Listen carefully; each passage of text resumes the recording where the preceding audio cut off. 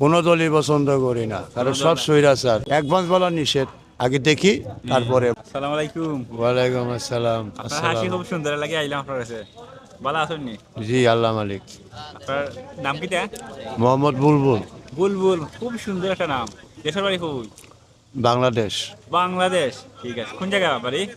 ঢাকা জেলা। ঢাকা জেলা। ঠিক আছে। তো সামনে তো নির্বাচন আইছে, ভোট আসেনি আপনার? জি আছে তো, ভোট দিবানি? দেব তো। কিসে ভোট দিবা? না ভোট। না ভোট।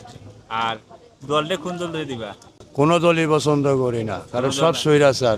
বাংলাদেশে প্রথম স্বাধীনতার পরে যে দল আইছে সেও বালা না, তারপরে আইলো এরশাদ, সেও স্বৈরাচার, সেও বালা না।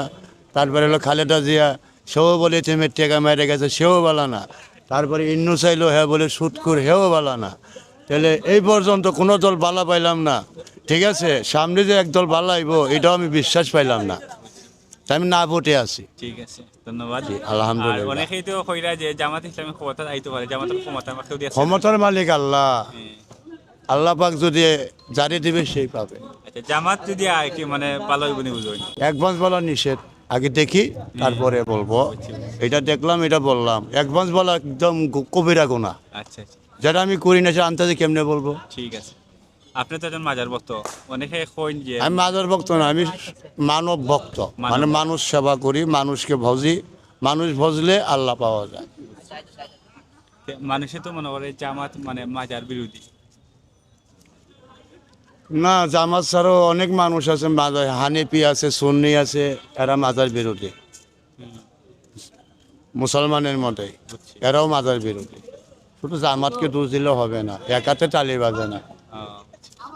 জি, কিন্তু জামাতে আমি বাংলাদেশের নাগরিক হিসাবে বলতে চাই, বুঝছেন, আমি না ভোটই দিতে চাই। আমি কোনো ভোট দিতে চাই না। ফার্স্টে যে বলছি কবিতাটা, এই পর্যন্ত বালা পাইছি না, সামনের বালার আমি আশা পাই না। ঠিক আছে।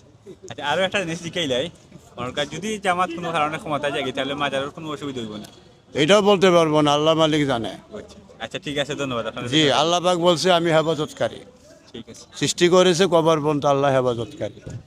যদি আল্লাহর প্রতি বিশ্বাস থাকে তাহলে আল্লাহ পাক অবশ্যই খবর রাখে, ইনশাল্লাহ। ঠিক আছে, একটা হাসি দেন সুন্দর হইয়া। ওয়াও, ঠিক আছে।